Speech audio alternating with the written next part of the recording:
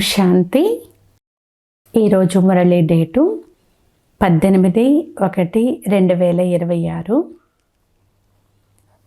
పితాశ్రీ గారి పుణ్య దివసమున ఉదయం క్లాసులో వినిపించేందుకు బాబ్దాదా యొక్క అమూల్యమైన మహావాక్యాలు.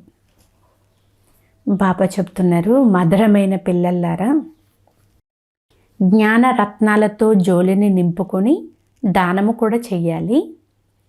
ఎంతగా ఇతరులకు మార్గాన్ని తెలియచేస్తారో అంతగా ఆశీర్వాదాలు కూడా లభిస్తాయి. ఓం శాంతి. శివబాబా మనల్ని చదివిస్తున్నారు అని మధురమైన పిల్లలు పక్కాగా గుర్తుంచుకోవాలి. శివబాబా పతిత పావనుడు కూడా మరియు సద్గతి దాత కూడా అయ్యారు. సద్గతి అనగా స్వర్గ రాజ్యాన్ని ఇస్తారు. బాబా చాలా మధురమైన వారు. ఎంతో ప్రేమతో పిల్లలను చదివిస్తారు. దాదా ద్వారా తండ్రి మనల్ని చదివిస్తారు. బాబా ఎంత మధురమైన వారు, ఎంతగా ప్రేమిస్తారు. ఏ కష్టాన్ని ఇవ్వరు. కేవలం నన్ను స్మృతి చెయ్యండి, చక్రాన్ని స్మృతి చెయ్యండి అని చెప్తారు. తండ్రి స్మృతిలో మనస్సు పూర్తి శీతలముగా అయిపోవాలి. ఒక్క తండ్రి స్మృతియే ఉండాలి. ఎందుకంటే తండ్రి ద్వారా ఎంత గొప్ప వారసత్వం లభిస్తుంది. మాకు తండ్రి పైన ఎంత ప్రేమ ఉంది, ఎంతవరకు మాలో దైవీ గుణాలు ఉన్నాయి అని స్వయాన్ని కూడా చూసుకోవాలి కదా. ఎందుకంటే పిల్లలైన మీరిప్పుడు ముళ్ళు నుండి పుష్పాలుగా అవుతున్నారు. ఎంతెంత యోగంలో ఉంటారో అంతగా ముళ్ళు నుండి పుష్పాలుగా సత్తు ప్రధానంగా అవుతూ ఉంటారు. పుష్పాలుగా అయిపోతే తరువాత ఇక్కడ ఉండలేరు. పుష్పాల తోట అంటేనే స్వర్గము. ఎవరైతే అనేక మందిని ముళ్ళ నుండి పుష్పాలుగా తయారు చేస్తారో వారినే సత్యమైన సుగంధభరిత పుష్పాలు అని అంటారు. వారు ఎప్పుడూ ఎవ్వరికీ ముళ్ళును గుచ్చరు. క్రోధము కూడా పెద్ద ముళ్ళు. చాలామందికి దుఃఖమునిస్తూ ఉంటారు. ఇప్పుడు పిల్లలైన మీరు ముళ్ళ ప్రపంచం నుండి దూరంగా తీరానికి వచ్చేసారు. మీరు సంగమంలో ఉన్నారు. ఎలాగైతే తోటమాలి పుష్పాలను వేరుగా ఒక కుండలో తీసి ఉంచుతాడో అదేవిధంగా పుష్పాలైన మిమ్మల్ని కూడా ఇప్పుడు సంగమయుగము అనే కుండలో వేరుగా ఉంచారు. తర్వాత మీరు సంపూర్ణ స్వర్గంలోకి వెళ్ళిపోతారు. కలియుగ ముళ్ళు భస్మమైపోతాయి అని బాబా అంటున్నారు. పారలౌకిక తండ్రి నుండి మాకు అవినాశి వారసత్వం లభిస్తుంది అని మీకు తెలుసు. ఎవరైతే సత్యమైన పిల్లలు ఉన్నారో, ఎవరికైతే బాబ్దాదా పైన పూర్తి ప్రేమ ఉంటుందో వారికి మేము విశ్వానికి యజమానులుగా అవుతున్నాము అని చాలా సంతోషం ఉంటుంది. అయితే పురుషార్థం ద్వారానే విశ్వానికి యజమానులుగా అవుతారు. అంతేకాని కేవలం చెప్పడం వలన అవ్వరు. ఎవరైతే అనన్యమైన పిల్లలు ఉంటారో వారికి మేము మా కోసం మళ్ళీ అదే సూర్యవంశీ చంద్రవంశీ రాజధానిని స్థాపన చేస్తున్నాము అనేది సదా గుర్తుంటుంది. తండ్రి చెప్తున్నారు, మధురమైన పిల్లలు, ఎంతగా మీరు అనేక మందికి కళ్యాణం చేస్తారో అంతగా మీకు ప్రతిఫలం కూడా లభిస్తుంది.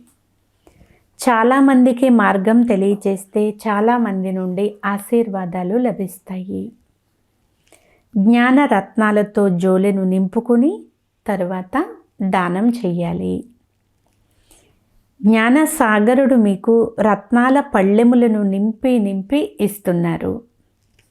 ఆ రత్నాలను ఎవరైతే దానం ఇస్తారో వారే అందరికీ ప్రియంగా అనిపిస్తారు. పిల్లలకు ఆంతరికంలో ఎంత సంతోషం ఉండాలి. ఎవరైతే తెలివైన పిల్లలుగా ఉంటారో వారు మేము తండ్రి నుండి పూర్తి వారసత్వాన్ని తీసుకుంటాము అని అంటారు. ఒక్కసారిగా అతుక్కుపోతారు. తండ్రి పైన చాలా ప్రేమ ఉంటుంది. ఎందుకంటే ప్రాణమిచ్చే తండ్రి లభించారు అని వారికి తెలుసు. వారు మనకు జ్ఞానం యొక్క ఎలాంటి వరదానం ఇస్తారు అంటే దాని ద్వారా ఎలా ఉండేవాళ్ళము ఎలా మారిపోతాము, వికారుల నుండి సంపన్నముగా అయిపోతాము. ఎంతగా బండారమును నిండుగా చేసేస్తారు. ఎంతగా తండ్రిని స్మృతి చేస్తామో అంత ప్రేమ ఉంటుంది, ఆకర్షణ ఉంటుంది. సూది స్వచ్ఛముగా ఉంటే అయస్కాంతము వైపు ఆకర్షింపబడుతుంది కదా. తండ్రి స్మృతి ద్వారా తుప్పు వదిలిపోతూ ఉంటుంది. ఒక్క తండ్రి తప్ప మరెవ్వరూ కూడా గుర్తు రాకూడదు. తండ్రి అర్థం చేయిస్తున్నారు, మధురమైన పిల్లలు ఇప్పుడు పొరపాట్లు చెయ్యకండి. స్వదర్శన చక్రధారులుగా అవ్వండి, లైట్ హౌస్గా అవ్వండి. స్వదర్శన చక్రధారిగా అయ్యే అభ్యాసం మంచిగా అయిపోతే తరువాత మీరు జ్ఞాన సాగరం వలె అయిపోతారు అని బాబా అంటున్నారు. ఉదాహరణకు విద్యార్థులు చదువుకుని టీచరుగా అయిపోతారు కదా. మీ వ్యాపారమే ఇది. అందరినీ స్వదర్శన చక్రధారిగా తయారు చేయండి. అప్పుడే చక్రవర్తి రాజారాణులుగా అవుతారు. అందుకే స్వదర్శన చక్రధారులుగా అయ్యి కూర్చున్నారా అని తండ్రి పిల్లలను ప్రశ్నిస్తూ ఉంటారు. తండ్రి కూడా స్వదర్శన చక్రధారియే కదా. మధురమైన పిల్లలైన మిమ్మల్ని వాపస్ తీసుకుని వెళ్ళేందుకే తండ్రి వచ్చారు. పిల్లలైన మీరు లేకుండా నేను కూడా అవిశ్రాంతిగా అయిపోతాను. సమయం వచ్చినప్పుడు అవిశ్రాంతిగా అయిపోతాను. ఇప్పుడు ఇక నేను వెళ్ళాలి. పిల్లలు చాలా పిలుస్తున్నారు, చాలా దుఃఖితులుగా ఉన్నారు అని దయ కలుగుతుంది. ఇప్పుడు పిల్లలైన మీరు ఇంటికి వెళ్ళాలి. తరువాత అక్కడ నుండి మీ అంతట మీరే సుఖధామంలోకి వెళ్ళిపోతారు. అక్కడ నేను మీ సాథీగా అవ్వను. మీ అవస్థ అనుసారము మీ ఆత్మ వెళ్ళిపోతుంది అని బాబా చెప్తున్నారు. ఎంతగా పిల్లలైన మీరు తండ్రి స్మృతిలో ఉంటారో అంతగా ఇతరులకు అర్థం చేయించడంలో ప్రభావం పడుతుంది. మీరు చెప్పేది ఎక్కువగా ఉండకూడదు. ఆత్మాభిమానిగా అయ్యి కొద్దిగా అర్థం చేయించిన బాణం తగులుతుంది. తండ్రి చెప్తున్నారు, పిల్లలు గడిచిపోయిందేదో గడిచిపోయింది. ఇప్పుడు మొదట స్వయాన్ని సుధారణ చేసుకోండి. మీరు స్వయం స్మృతి చెయ్యకుండా ఇతరులకు చెప్తూ ఉంటే ఈ మోసం నడవదు కదా. ఆంతరికంలో మనసు తప్పకుండా తింటూనే ఉంటుంది. తండ్రి పైన పూర్తి ప్రేమ లేకపోతే శ్రీమతాన్ని అనుసరించరు. బేహద్దు తండ్రి వంటి శిక్షణను మరెవ్వరూ ఇవ్వలేరు. తండ్రి చెప్తున్నారు, మధురమైన పిల్లలు, ఈ పాత ప్రపంచాన్ని ఇప్పుడు మర్చిపోండి. అంతిమంలో అయితే ఇవన్నీ మర్చిపోవలసిందే. తమ శాంతి ధామము మరియు సుఖధామం పైన మీ బుద్ధి లగ్నమైపోతుంది. తండ్రిని స్మృతి చేస్తూ చేస్తూ తండ్రి వద్దకు వెళ్ళిపోవాలి. పతిత ఆత్మ అయితే వెళ్ళలేదు. అది ఉన్నదే పావన ఆత్మల ఇల్లు. ఈ శరీరం 5 తత్వాలతో తయారైంది కనుక 5 తత్వాలు ఇక్కడ ఉండేందుకు లాగుతాయి. ఎందుకంటే ఆత్మ ఒక ఆస్తి వలె ఈ శరీరాన్ని తీసుకొని ఉంది కనుక శరీరం పైన మమకారం ఏర్పడిపోయింది. ఇప్పుడు దీని నుండి మమకారం తొలగించి తమ ఇంటికి వెళ్ళాలి. అక్కడైతే ఈ 5 తత్వాలు ఉండవు. సత్యయుగంలో కూడా యోగ బలం ద్వారా శరీరం తయారవుతుంది. సత్తో ప్రధాన ప్రకృతి ఉంటుంది కనుక అది ఆకర్షించదు, దుఃఖము కలగదు. ఇవన్నీ అర్థం చేసుకోవలసిన సూక్ష్మమైన విషయాలు. ఇక్కడ 5 తత్వాల బలము ఆత్మను లాగుతుంది కనుక శరీరం వదిలేందుకు మనసు ఇష్టపడదు. లేకుంటే శరీరం వదిలేందుకు ఇంకా సంతోషం అనిపించాలి కదా.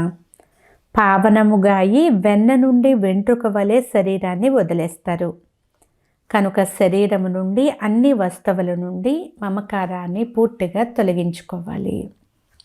వీటితో మాకు ఎలాంటి సంబంధము లేదు. ఇప్పుడిక మేము తండ్రి వద్దకు వెళ్ళిపోతాము అంతే. ఈ ప్రపంచము నుండి మీ బ్యాగేజీని తయారు చేసి ముందే పంపించేశారు. అది మీ తోడుగా అయితే రాలేదు. ఇకపోతే ఆత్మలన్నీ వెళ్ళాలి, శరీరాన్ని కూడా ఇక్కడే వదిలేయాలి. తండ్రి మనకు కొత్త శరీరాన్ని సాక్షాత్కారం చేయించారు. వజ్ర వైడూర్యాల మహళ్ళు లభిస్తాయి. ఇలాంటి సుఖధామములు వెళ్ళేందుకు ఎంతో శ్రమ చెయ్యాలి కదా. అలసిపోకూడదు. రాత్రి పగలు చాలా సంపాదన చేసుకోవాలి. కనుక తండ్రి చెప్తున్నారు, నిద్రను జయించే పిల్లలు నన్నొక్కరినే స్మృతి చెయ్యండి మరియు విచార సాగర మథనం చెయ్యండి.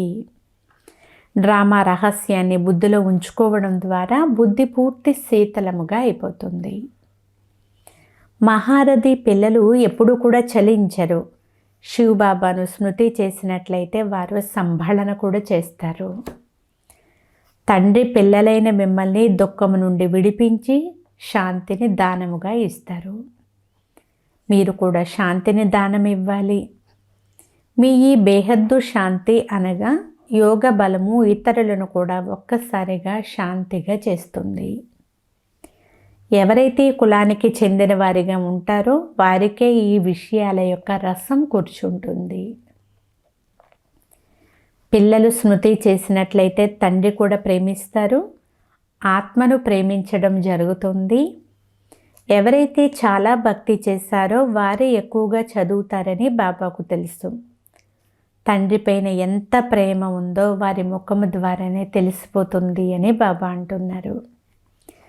ఆత్మ తండ్రిని చూస్తుంది. తండ్రి ఆత్మలైన మనల్ని చదివిస్తున్నారు. నేను ఇంత చిన్న బిందువైన ఆత్మను చదివిస్తాను అని తండ్రి కూడా భావిస్తారు. ముందు ముందు మీకు కూడా ఇలాంటి అవస్థ తయారవుతుంది. మేము మా సోదరులను చదివిస్తున్నాము అని భావిస్తారు. ముఖము సోదరిదైనప్పటికీ దృష్టి ఆత్మ వైపుకే వెళ్ళాలి కదా. శరీరం వైపు దృష్టి ఏమాత్రం వెళ్ళకూడదు. ఇందులో చాలా శ్రమ ఉంది. ఇవన్నీ కూడా చాలా సూక్ష్మమైన విషయాలు. ఇది చాలా ఉన్నతమైన చదువు. తూకం వేసినట్లయితే ఈ చదువు ఉన్న వైపుకు చాలా బరువు తూకుతుంది అని బాబా అంటున్నారు. అచ్చా, మధురాతి మధురమైన అపురూపమైన పిల్లల పట్ల మాతాపిత బాప్దాదాల ప్రియ స్మృతులు మరియు గుడ్ మార్నింగ్.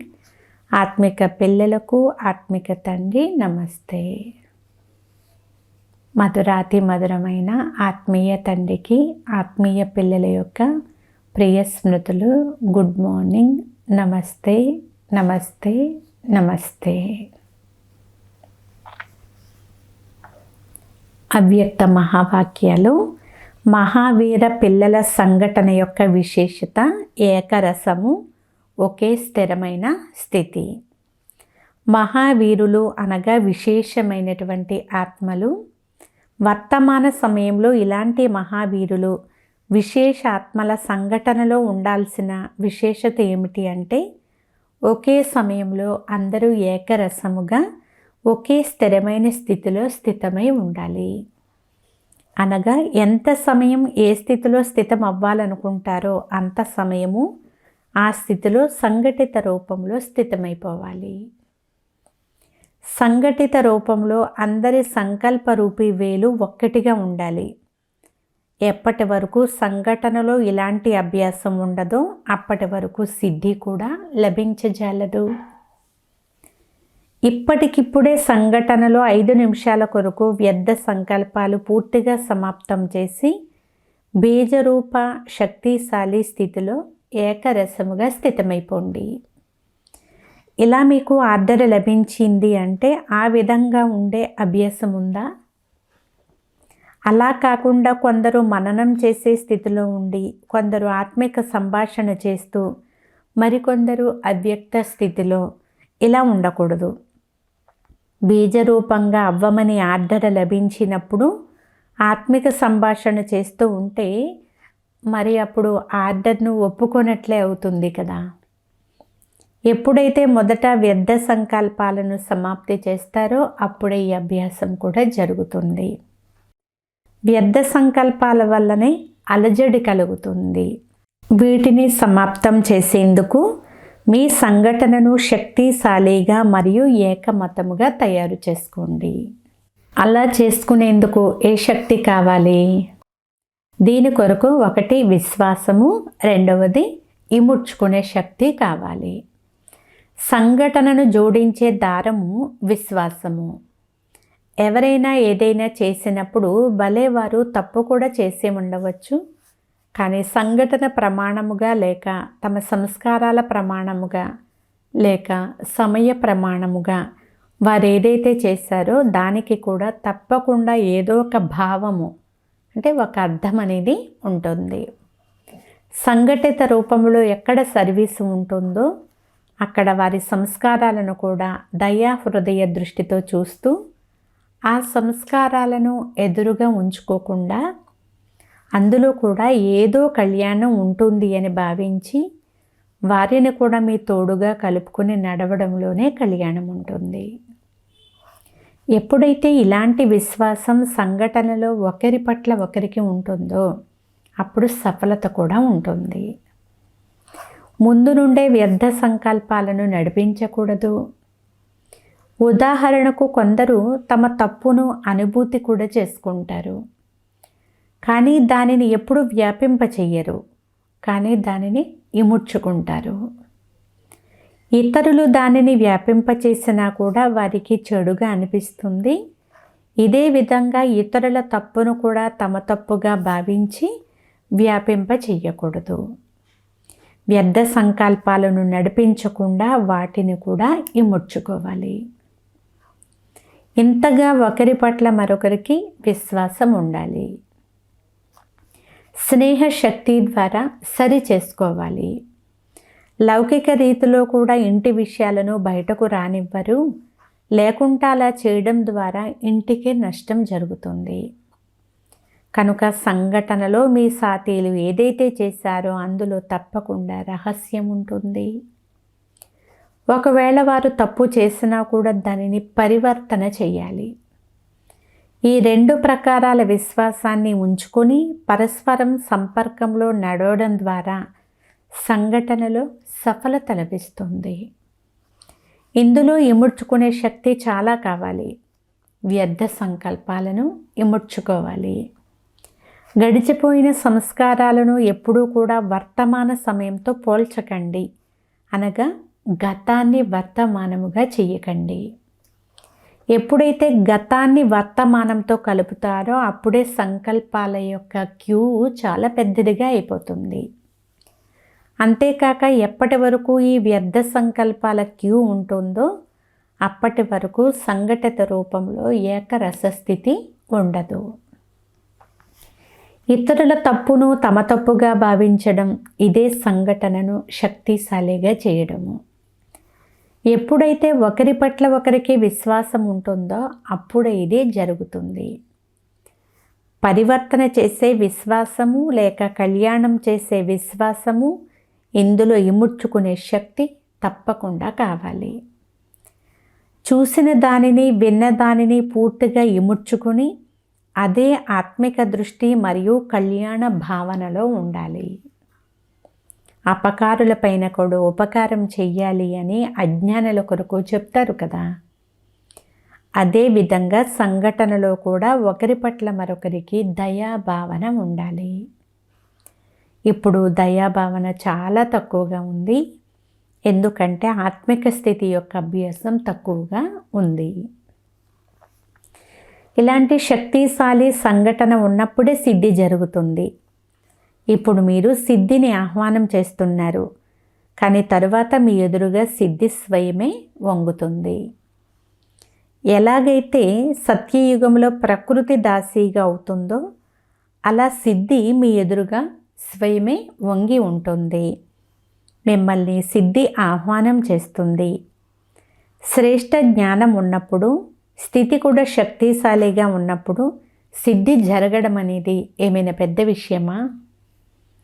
సదాకాలానికి ఏకరస స్థితిలో ఉండేవారికి సిద్ధి ప్రాప్తించకపోవడం అనేది జరగదు.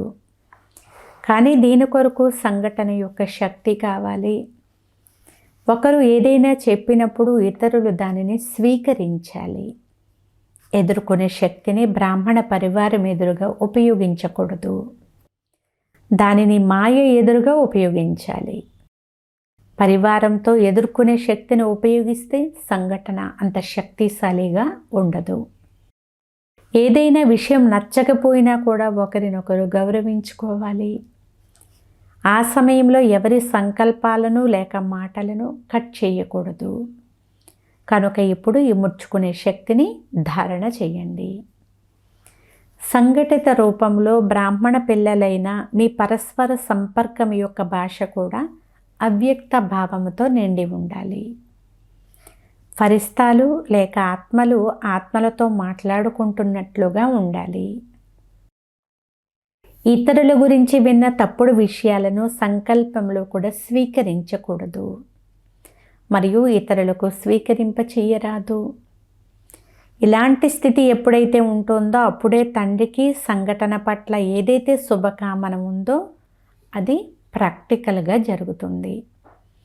దీని కొరకు విశేష పురుషార్థము లేక విశేషమైన అనుభవాలను పరస్పరంలో ఇచ్చిపుచ్చుకోండి. సంఘటిత రూపంలో విశేషంగా యోగం యొక్క ప్రోగ్రాములు నడుస్తూ ఉంటే వినాశ జ్వాల కూడా ప్రజ్వలిల్లుతుంది. యోగ అగ్ని ద్వారా వినాశనం యొక్క అగ్ని జ్వలిస్తుంది అని బాబా అంటున్నారు.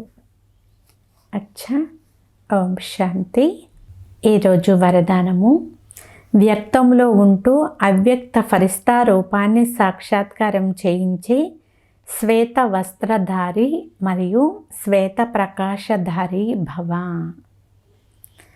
ఎలాగైతే ఇప్పుడు ఈ శ్వేత వస్త్రధారులు ఎవరు మరియు ఎక్కడ నుండి వచ్చారు అనే ధ్వని నలువైపులా వ్యాపిస్తూ ఉందో అలా ఇప్పుడు నలువైపులా ఫరిస్తా రూపాన్ని సాక్షాత్కారం చేయించండి.